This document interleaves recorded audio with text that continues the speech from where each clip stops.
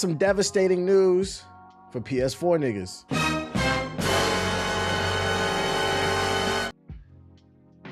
Not only can you not afford a PS5 6 years into the lifespan of the PS5 as we inch towards the PS6, but it looks like you'll never, and I mean never, be able to afford a PS5 car. That's right, ladies and gentlemen, Sony is canceling their PlayStation car.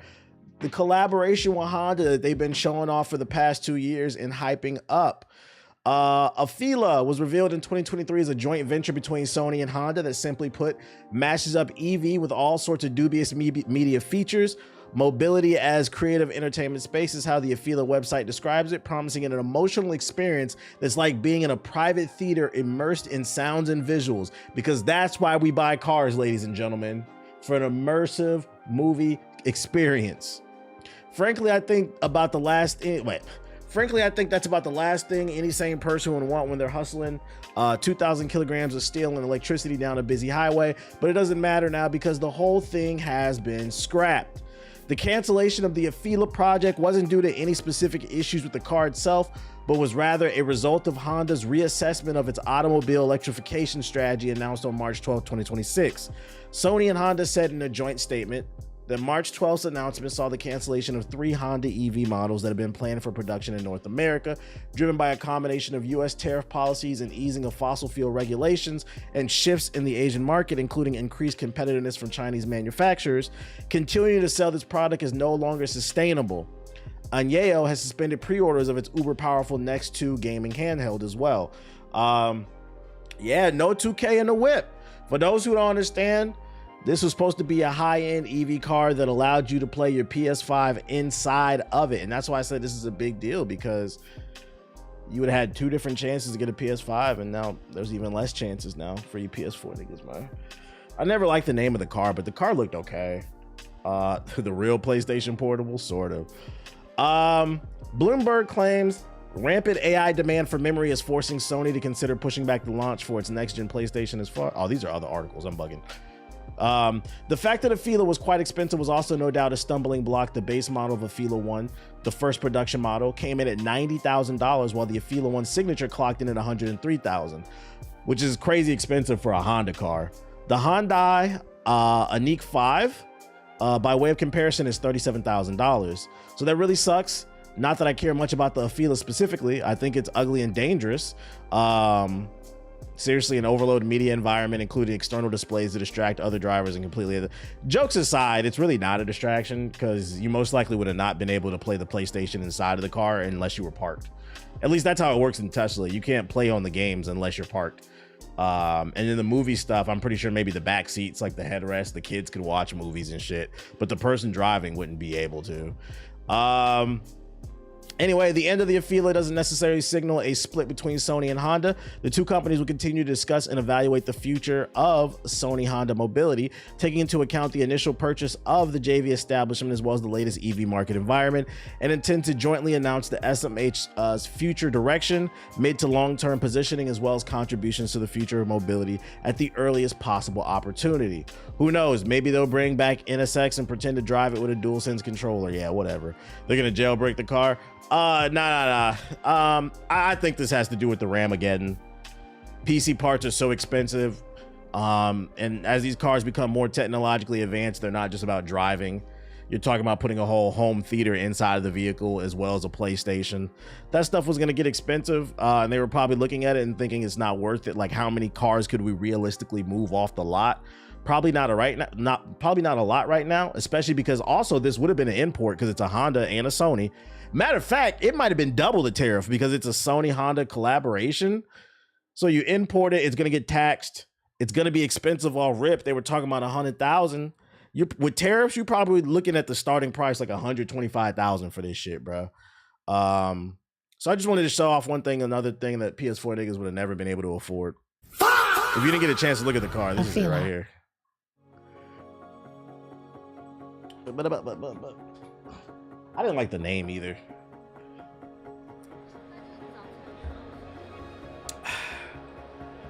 I wonder if there will be a working model that like the Sony CEO gets to drive or something. That's like his own little custom car. True creative entertainment space. At Qualcomm, our collaboration with Sony Honda Mobility.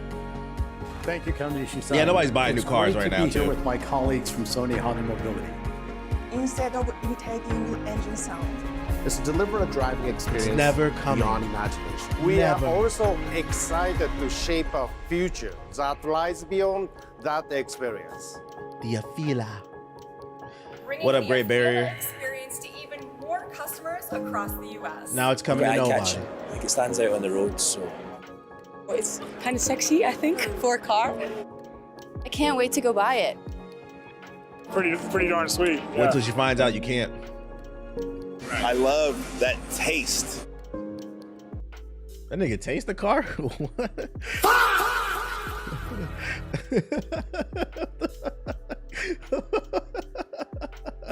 Did they run out of people to interview during CES? What are you talking about, bro?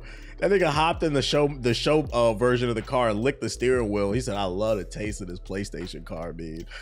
Oh my god, that man tongue down the seats and shit. Get your freaky ass on. Like, yeah, you guys say pause after that shit. The starting package for the car was gonna be 90,000.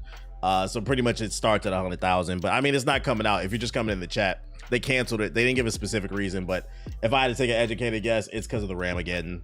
It's just hard to make a super technologically advanced car when all the PC parts are too goddamn expensive right now. So yeah, if you had any hope of buying that, it ain't coming. Sorry. Other news, more positive news. If you're fans of matter of fact, Crimson Desert Defense Force, come to the front. Let's talk about your flawless video game that has no problems, even though it had 1,000 different patches in the last fucking week. Let's talk about that perfect video game. More good news for you guys. CEO of Pearl Abyss said that they plan to add DLC or even multiplayer content to Crimson Desert, depending on the market demand. And they say, what are your thoughts? Which is fucking interesting because apparently originally this game was an MMO and then they changed it to a single player game. But there's potential that it could turn back to an MMO. It could turn into Black Desert Online too. So my question is, for fans of Crimson Desert, would you want to see multiplayer inside of the game? Let me know. Needs a co-op. I think co-op would be cool, but like a full-blown MMO, I don't know, man. I don't know. Release the VOD? I don't know what VOD you talking about, bro. Nah, they can keep it. Hey, it's in consideration, so don't be surprised if years down the road they announce multiplayers coming to it, or like a year down the road. We know at bare minimum they are in the studio slaving away, dropping patch after patch after patch every night. Even though the fan base says there's nothing wrong with the game, for some reason they keep patching it. I don't know. Interesting. What else we got? Oh, in dumbass news, let's talk about Tim Sweeney, the CEO of Epic Games. For those who haven't been following, yesterday it was announced that Epic Games laid off 1,000 different employees, which sparked a bunch of different conversations, such as if Fortnite can't survive, because the player count's down.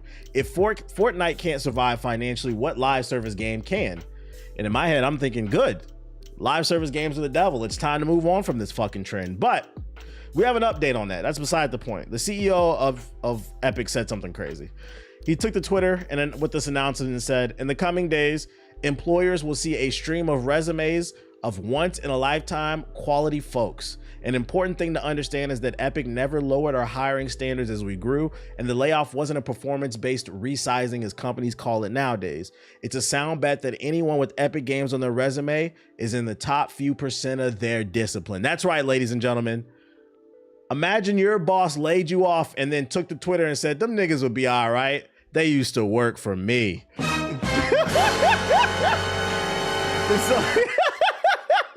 Could somebody tell this guy that's not how the job market works?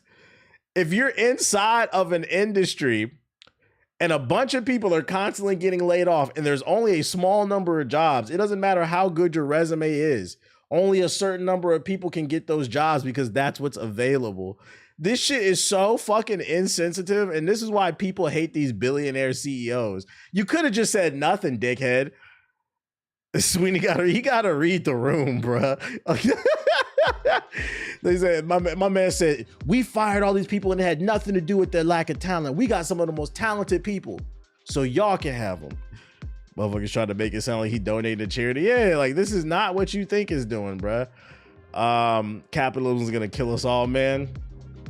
Corporate greed. You know, the crazy part is, I believe the reports when they say that the player count is down for Fortnite. But my thing is, like, since what? When did Fortnite BR come out? Like 2018, 2019?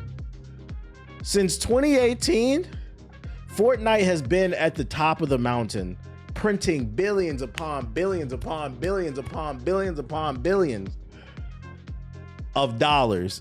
And they have one bad year. They have one down year, and just a bunch of people get laid off. That's actually kind of crazy to me. You guys don't have the money to subsidize. Why not call a team meeting and being like, hey, look, our numbers are down, so for the next year, I need us to figure it out, or we might have to consider laying people off. This is nothing but corporate greed. They've made so much fucking money. They don't have to lay people off right away. This isn't like some random ass indie studio. So friendly reminder, before you become super loyal to that company that you work for, remember, they're not loyal to you. Get your check and go about your day, bruh. Yeah, greed to the max. Everyone's a fucking number, and I think that's the most depressing part, bruh. And then your boss is on social media and just saying stupid shit, bruh, kicking you while you're down, basically. They paid so much money out to the island creators. Fuck the suits, bruh.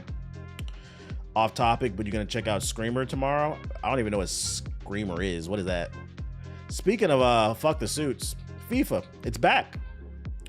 FIFA returns with a free-to-play arcade-style football game and an utterly bizarre roster. It's called FIFA Heroes. Things have been quiet. Well, let's just play the trailer. I'm not gonna read this shit. Fuck it. Let's just see what it is. 1 minute trailer.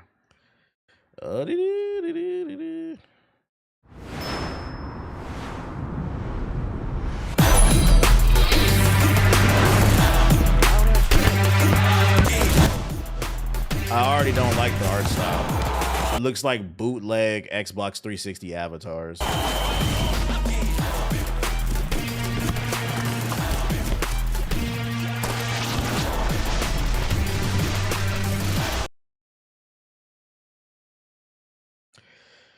Can someone explain to me what Thor has to do with football?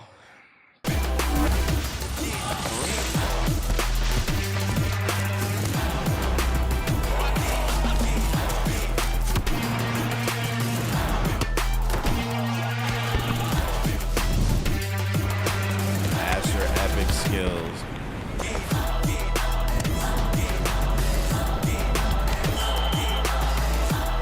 Oh, it's a mobile game.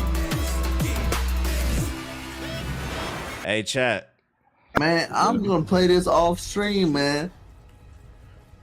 We're gonna finish this mission up off stream. You know what's funny about FIFA 2? I remember when EA decided not to re-up on the FIFA license, and they said they're just going to keep making soccer games and call it something else. Now it's called FC Soccer or some shit like that. And FIFA was like, in retaliation, FIFA came out like a couple days later and released a statement. And they said something along the lines of, we don't give a fuck. We don't need EA anyway. As much as it pains me to say, I think you niggas need EA. I'm not going to lie.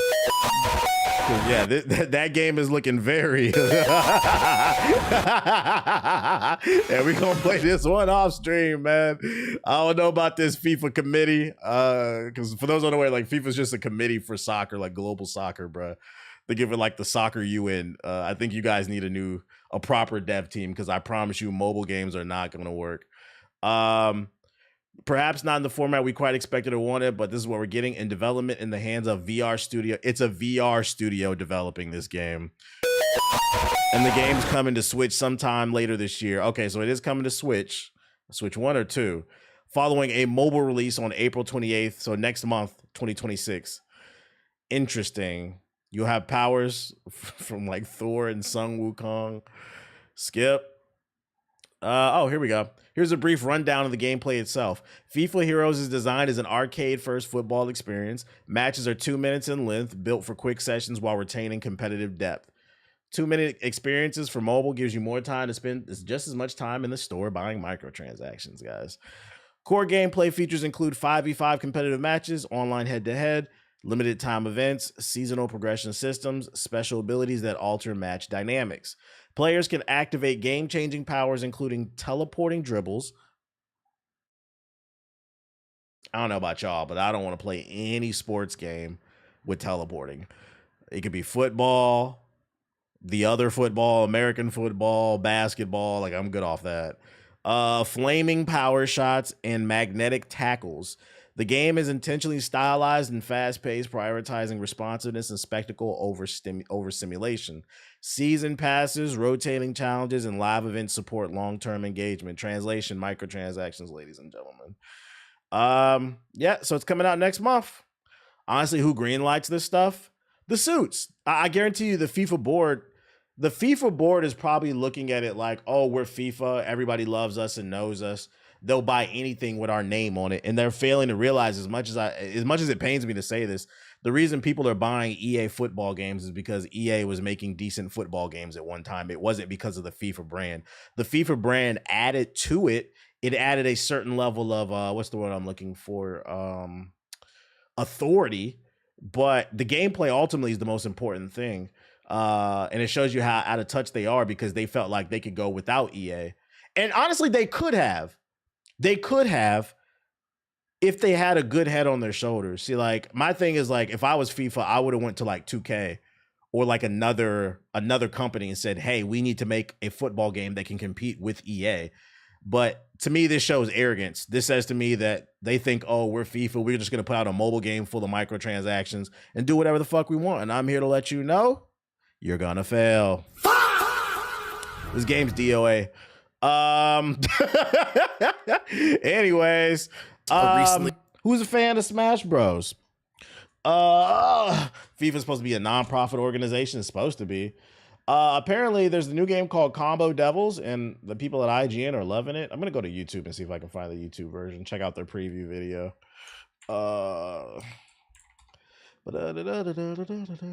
Here we go. Combo Devils preview. We're gonna put it on 1.2, 1.5, something like that.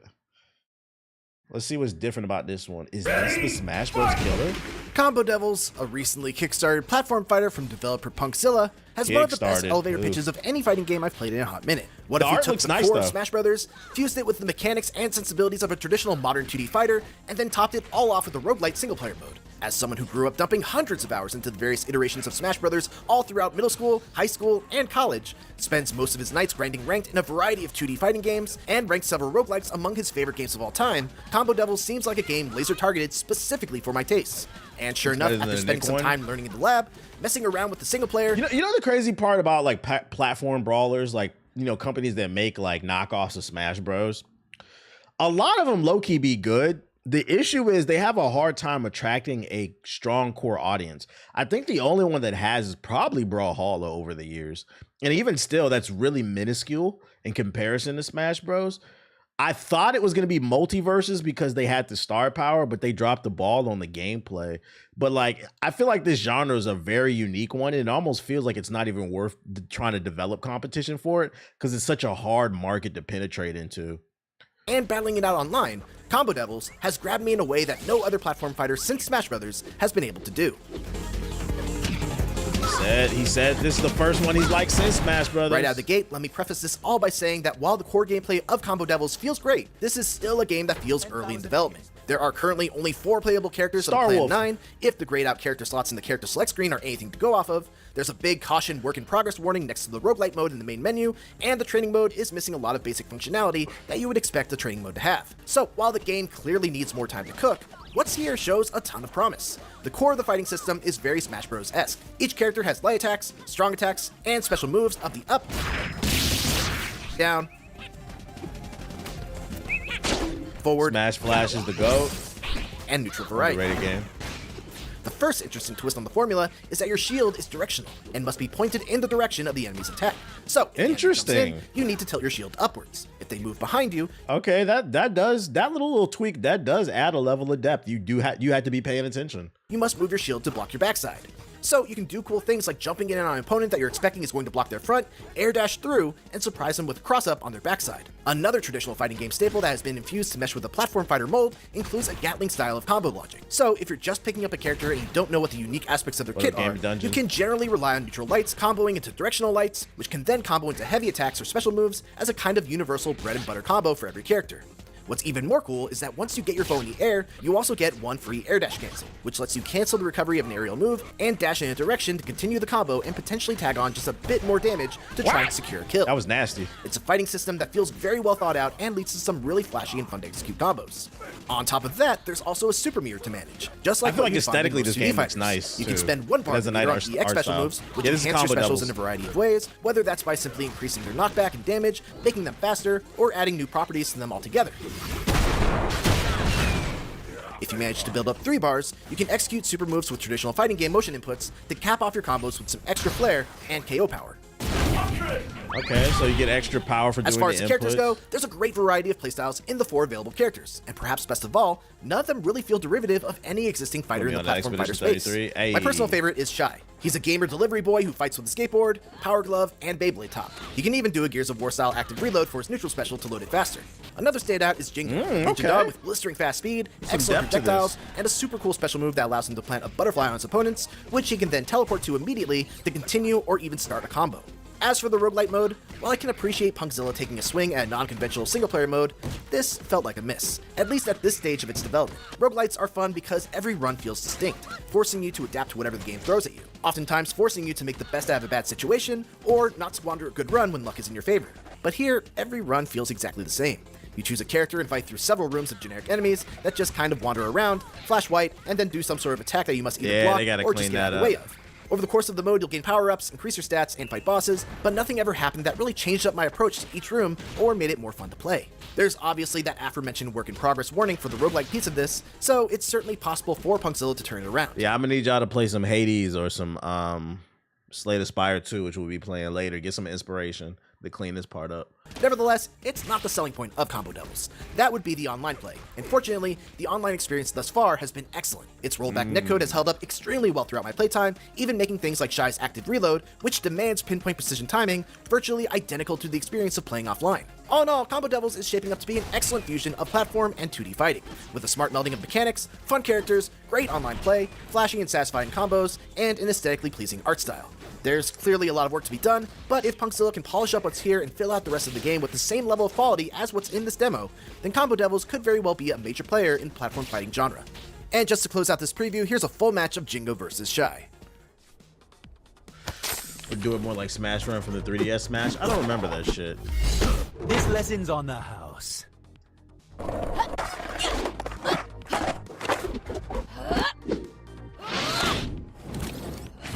What are you from? Some sort of karate movie? Yeah, they clean up that voice acting a little bit too. Looks good though. I like it. I'll keep an eye on this game. Combo Devils, I like it. Shout out to Homeless with the raid, appreciate it. Have you seen the ticket prices for the World Cup? Nah, because I'm not going. Y'all going to the World Cup? I do not care who wins that shit unless America wins. And I'm gonna be honest, I don't even care if America wins. It's really just to piss off the world. Although we're doing that already, unfortunately. It has nothing to do with me. It's your president.